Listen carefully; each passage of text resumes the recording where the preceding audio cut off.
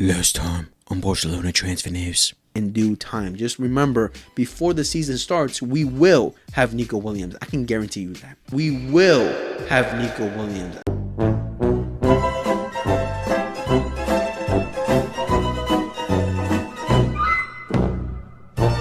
Yes, ladies and gentlemen, welcome back to another Barcelona transfer news video in which we're going to talk about every single speculation, every single rumor, every single confirmation surrounding the best club in the world, the most beautiful club in the world, FC Barcelona. To be honest, there's not a lot of news to cover with this transfer window so far because Barcelona have been very quiet. You know, we're going to talk about some renewals, some players have left, you know, gives respect for some players as well, and mostly we're going to talk about the failure that we had in signing Nico Williams. So, lock in. Starting off with Pablo Torre. Pablo Torre is no longer an FC Barcelona player. He has signed for Mallorca. Barcelona have agreed with Mallorca on a 5 million transfer fee with a 50% sell-on clause. So obviously Barcelona still sees something in him to, you know, put this clause in, because later on if Mallorca do get a big sell for him, we'll get a good amount of that bread. So yeah, with Pablo Torre, unfortunately, he just couldn't do it at Barcelona. You know, there was talent there for sure. I like the guy. When he came on, he showed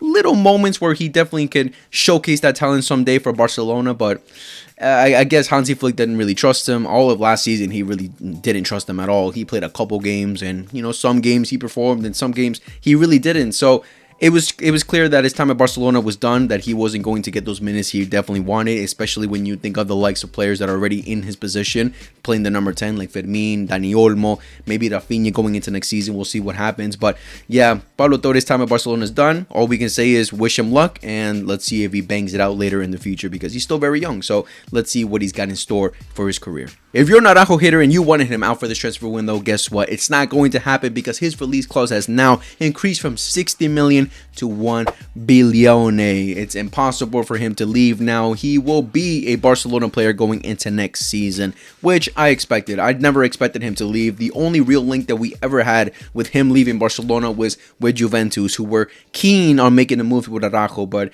even with the likes of Deco also saying that they wanted to keep Araujo, that they trusted him, I never saw it happening, especially for this transfer window. Now, I made a video a while ago talking about players that we should keep, players that we should let go, and Araujo was one of the players I said we should keep, because as much as he's had down bad moments, bozo moments where he has screwed us over, I still see some potential in him to be a great defender for us. You know, he has some abilities in him that definitely benefit us compared to the other center backs that we have, like pace, aggressiveness, physicality. He has those things. He just needs to improve his game. He needs to be more smarter, and hopefully Hansi Flick can get the best out of him going into next season, because last season he didn't really fully on start with us. Like, he came back from an injury, so we'll see from the beginning of the season if Flick can trust him and get the best out of him. He's gotten the best of other players.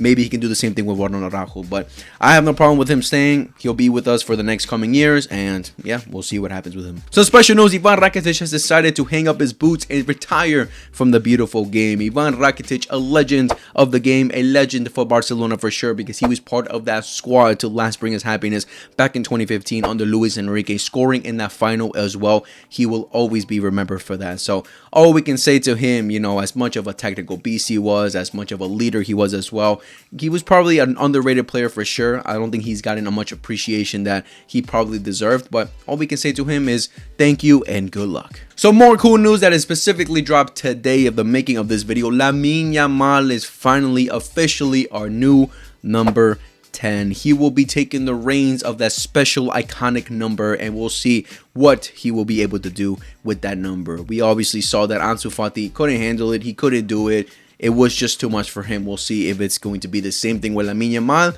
or he will exceed expectations and break that curse, obviously, that number 10 has had after Lionel Messi. But, you know, one thing that's for certain, that the shirt sales are going to be quick. So if you want a Lamine Yamal number 10 jersey, guess what? You're going to have to get a replica, because you already know the originals are going to be selling out quickly as possible. But yeah, Lamine Yamal, new number 10, definitely a great number for such a player that he is, especially when we consider that he's such an important player and such a player that we heavily rely on, like Lionel Messi was back in the day. So Lamine Yamal, July 10 is here for next season. Some more news, Deco has met up with Jules Koundé and his team to talk about contract renewals, a player we definitely want to renew because Jules Koundé, ever since he's joined Barcelona, has done an incredible job sacrificing his natural position to play out of position and as a right back, which is totally different from playing a center back. So he definitely had to adapt, he definitely had to learn, and he's so far done an amazing job. Last season, he was essential for us.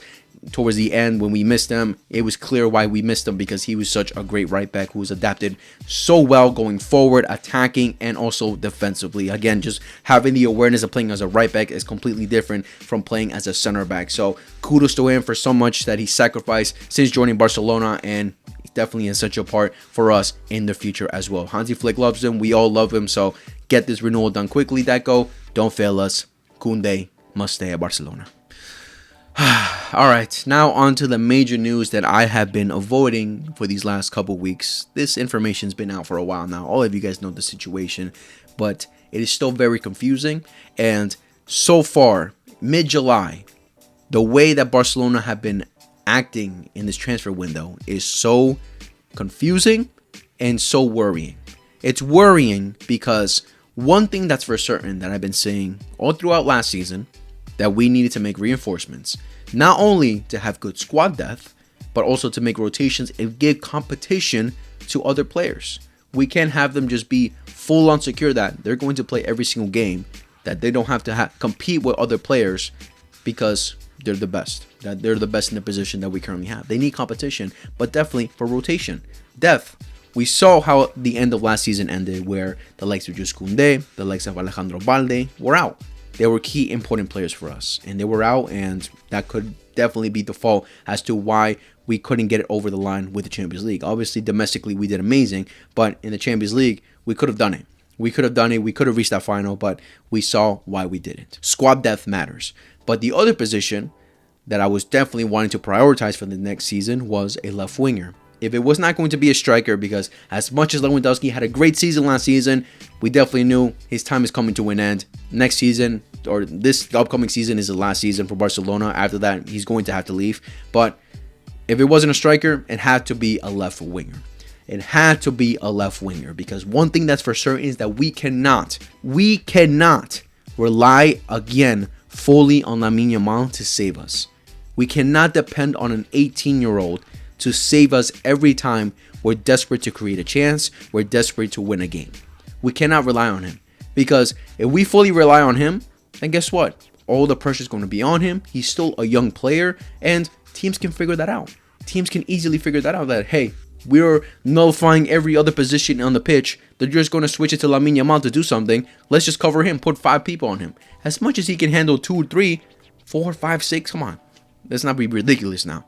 We cannot fully rely on him. We need another threat on the left. And Rafinha, I've said it through all last season, he's not a left winger, and I don't think he's a proper winger like the likes of Lamine Yamal, who can cause danger by himself. Rafinha is very dependent on his teammates. He does an amazing job. He's a great teammate who makes runs for them. He plays with them. Link-up plays is amazing, but as an individual, taking on players, creating chances for himself, being that kind of player like Lamine Yamal is for us on the right-hand side, Rafinha isn't that, even if he plays in his natural position. But even worse on the left-hand side. Like on the left-hand side, we've seen that he inverts into the middle. We already know how he plays, how he played under Hansi Flick.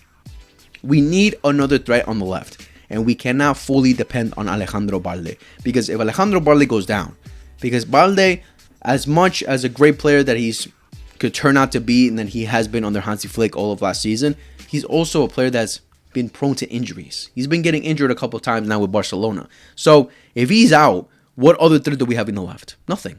We don't have any other threat on the left, because Rafinha can do it on the left, and we have no one else who can do it on the left. We tried experiments with putting Fermin there, Pau Victor there, Ferran there.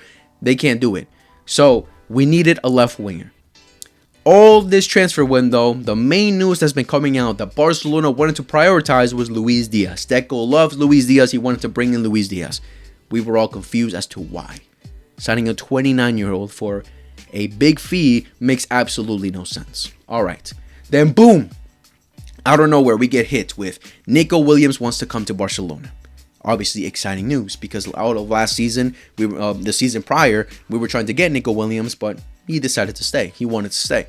It wasn't like this situation was where he wanted to come to Barcelona, where he was the one that initiated talks to potentially join Barcelona. It's a completely different situation. I was the person that said the train has passed for Nico Williams, but if Barcelona were to go out and get him, I wouldn't be upset. My priority that I've expressed throughout last season, that I wanted to get a player like Rafael Leao, because I think he's an incredible player. I think he's more mature, obviously, than Nico Williams. He has more to his game as of now, because Nico Williams is still a young player who needs to develop a lot more. I love Leao, how he plays. I think he's an incredible winger. I would have prioritized him, but well, how we see in this transfer window, we haven't even talked about him. We haven't had any links with him, so that's not going to happen. So when this news of Nico Williams coming to Barcelona, that he wanted to initiate talks, that he wanted to come to Barcelona, we were all excited. Like, cool, we're signing a young, talented winger who can last us for so many years for 58 million. 58 million. That's pennies in the market nowadays. When we consider how many players have gone for such a high fee, that's pennies. So this was going to be a great signing. This was going to be a great signing. Now, with this whole situation that's gone down, how it's ended, there's two things that people are saying. One, that Nico Williams was using us this whole entire time to get a better contract with Athletic Club. And two, which sounds more reasonable to me, was that Nico Williams and his agent wanted written down on a piece of paper that Barcelona would be able to register him on time. They wanted guarantees, and Barcelona did not want to give that to him. And that brought down to Nico, and he's like, all right, I don't want to go through what Dani Olmo went through last season. I don't want to go through all that. I want to play. I want to be guaranteed that I'll play and a starter. Boom, boom, boom. And he resigns with Athletic Club on a 10-year deal, and he's earning more, obviously, there. Now, in my opinion, I think the news that he wanted to come to Barcelona was 100% true. I don't think it's ever a situation that he didn't want to, because it's just so confusing how so many reliable sources have basically said that he wanted to come to Barcelona, that he's the one that wanted Barcelona. So many reliable sources, and then when you see the likes of Lamine Yamal like posting a picture of them too right after the news dropped, Alejandro Balde liking posts of Nico Williams potentially coming to Barcelona, it's just like there's just no way Nico didn't talk with his friends that, hey, I want to join Barcelona, I might join. There's no way this wasn't true. I highly doubt that he was ever using us for a better contract, because we can definitely say that he's also a player that has confidence in himself to play at a high level. And the next step is a club like Barcelona. Let's be honest, Athletic Club aren't at that level. They're not going to compete. So I don't want to believe that he was using us this entire time. I definitely do believe that he did want to come to Barcelona. Like, also considering how like his friends are in Barcelona, so they're also going to tell him like, hey, come to Barca. It's like similar when Trent went to Real Madrid. You don't think Bellingham had any influence in that at all? Like, he definitely did, because he's good friends with Trent, so he definitely convinced him, hey, come over here. Now, looking at the whole situation, let's get one thing clear, is that Nico Williams has absolutely zero affiliation with Barcelona. He doesn't love the club. He's never expressed that since a kid he's wanted to play for Barcelona. His dream was to play for Barcelona. His dream was always Athletic Club, because him and his family have always been Athletic Club fans. Look at his older brother, his family, like they're all Athletic Club based. So his dream as a kid was to play for Athletic Club, never for Barcelona. So he's not going to do what Dani Olmo did during last season, where we had registration problems. There was doubt that he'll be able to play for the rest of the season. He's not going to do what Dani Olmo did and be willing to wait for Barcelona to find a solution, because he doesn't love the club like that. He has no affiliation with us. The only affiliation he has is with his teammates, with his potential teammates that could have been with the likes of the Spanish players like Lamine, Balde, Pedri. That's the only affiliation he has. That's probably the biggest motivation he had to come play for Barcelona, was to be teammates with his good friends. And obviously Barcelona, the big club that it is, playing under Hansi Flick, the fact that last season we did amazing, he wanted to, always play in that level as well. But that's the only affiliation. He doesn't have any love for Barcelona. So it's understandable that he wouldn't want to sacrifice or be willing to wait for Barcelona to eventually register him. Like, he wanted guarantees that he'd be able to play. So it's completely understandable that brought doubts, and that he didn't want to sign for Barcelona anymore. Obviously, I'm upset that we couldn't get it over the line with Nico Williams, but mostly upset as to why we couldn't get it done. What is the actual situation with Barcelona? Because throughout the beginning of this transfer window, we've been sold the idea, we've been catfished basically, to think that Barcelona can make big signings. They're going to go all out this summer. They're going to make some big transfers, back up Hansi Flick after an incredible season that he had. He deserves to be backed. And so far, we've only given him a young right winger who still needs to adapt. There's no guarantees that he'll, be spot on for us and be an incredible player for us, and a goalkeeper with Joan Garcia. That's the only thing he's gotten so far. Like, come on. Hansi Flick has done such an incredible job, and you're only backing him with two signings? Two signings? Or basically you're telling him, all right, just work a miracle again. Work a miracle again. And let's not get it twisted. I love the team that we have. I love the players that we have. But again, I just think we need more squad depth. We need more players up top that can create more danger rather than just relying on Lamine Yamal and, competition for other players as well. But it doesn't change the fact that I love this team that we currently have, and I think we could definitely compete next season, no problem. But we need more depth. We need more players because that's just how football is. You need a good squad overall. So the fact that Barcelona haven't been able to support and back Hansi Flick is embarrassing. It's embarrassing and just tells you what is the situation. And it's even more frustrating with after Nico Williams failing, with the operation for Nico Williams failing, now talks of, oh, we're going back to Luis Diaz. Oh, Marcus Rashford. Marcus Rashford, Man United won him out. They don't want him anymore. They want him out. Barcelona won a loan move and with maybe a potential to buy. We obviously wouldn't be stupid enough to pay the fee for him because there's no guarantees with him, because Marcus Rashford throughout his career has been very inconsistent. So there's no guarantees with him. And I've already expressed in the past that I don't want Marcus Rashford at Barcelona. But if he's the last option that we have, then guess what? We must get him. But Man U want him out. So 40 million, that's what they want. That's the price that they put on him. Luis Diaz is the one that makes absolutely no sense to me. It makes no sense to anyone. Every Barcelona fan that I'm seeing when it comes to Luis Diaz is pissed off with people, like with the fact that we're still linked with him, that we still are going for him for some reason. It makes no sense. A 28-year-old, about to be 29, and Liverpool are asking for 80 million for him. 80 million. We couldn't pay 58 for Nico, but we can pay 80 for Luis Diaz? That makes no sense. So what are these lies that we're being told? Bayern Munich got a bid rejected for him for I think it was 63.5 million. A little bit more over of what Nico Williams would have cost. So if they rejected that, of course, they want more. They want more. Because Liverpool are also a team that spent a lot of money, so they're going to want something back. So I don't understand why these things are still being thrown out there, that Barcelona want to go for these wingers, but we couldn't get the cheapest option, the best option, over the line. We couldn't get that done, so how are we going to get Rashford done? How are we going to get Luis Diaz done? How are we going to get these things done if we couldn't get Nico done? It makes no sense. And the other question is, why would these players want to sacrifice that? Why would they want to come to Barcelona after seeing what happened with Nico Williams? There's no guarantees that they'll play. Why would they want to? Rashford is the only one that would be maybe potentially willing to wait because he wants to leave Man U as much as Man U want him out. So with him, there's probably not going to be a problem with. But with Luis Diaz, why would he want to come to us? Why would he want to come to us? Luis Diaz also has been said that he wants to leave Liverpool as well, that he's open to leave Liverpool, but Barcelona is not getting that done. I don't want them to get them done. I hope we don't even try and attempt it. But I don't think we can. That's the thing. That's the situation. I don't even think we can, and that's the frustrating thing about this, because what is the actual situation? Is this transfer window done? Are we done now? John Garcia and Rooney the only ones that we're getting for this transfer window? Because if that's the case, let us know. Because the other thing is that we're not getting rid of any players either. We've only gotten rid of Pablo Torre, Ansu Fati. Who else have we gotten rid of? No one else. No one else, especially the players that earn a high wage. We're not getting rid of any of them so far. So what is the actual situation? Can we make any more transfers? Or is the transfer window done? Because if the transfer window is done, let us know now so we don't have to suffer. So we don't have to have some hope like we did all of last season that, oh, Barcelona's going to make some transfers.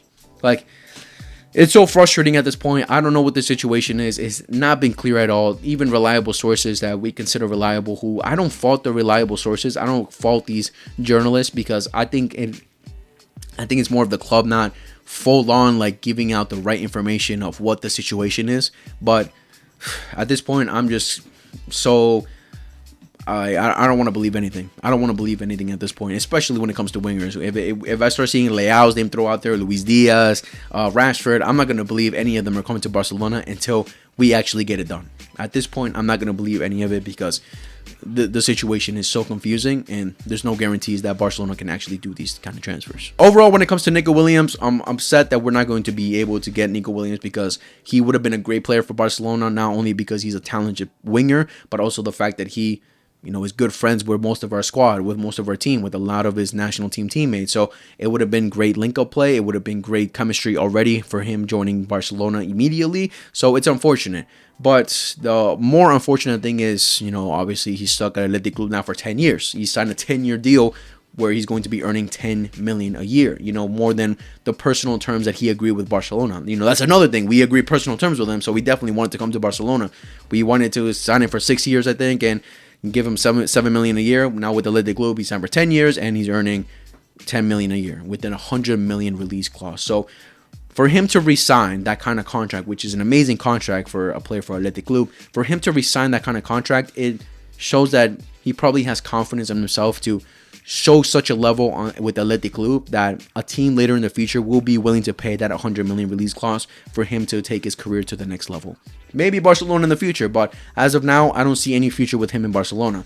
Maybe in the future, but I'm going to tell you now it's going to be difficult for him because with the Spanish national team, he can definitely do it, show that high level, and get some interest for sure. But you get more of that interest when you're playing with the club because you are doing it in a week-to-week basis and a more regular basis. So that's how teams look at you, like see how consistent you are. So for him to do with Athletic Club, it's going to be tough for him because Athletic Club aren't a team who are going to compete for the league. They're not going to compete in the Champions League next year. They're not going to be a top-level team to compete with these high top-level teams. So he's going to have to be another player from another universe to really show the other teams that, you know, the big teams that they should be willing to spend this kind of money on him, because I don't want to see, like, I hope we don't see that he spends his whole career at Athletic Club. But who knows? Maybe he wants to spend his whole career at Athletic Club because by the time his contract ends, he'll be 23 years old. I mean, my fault, 33 years old, which is okay. At that point, his career is done to play at the high level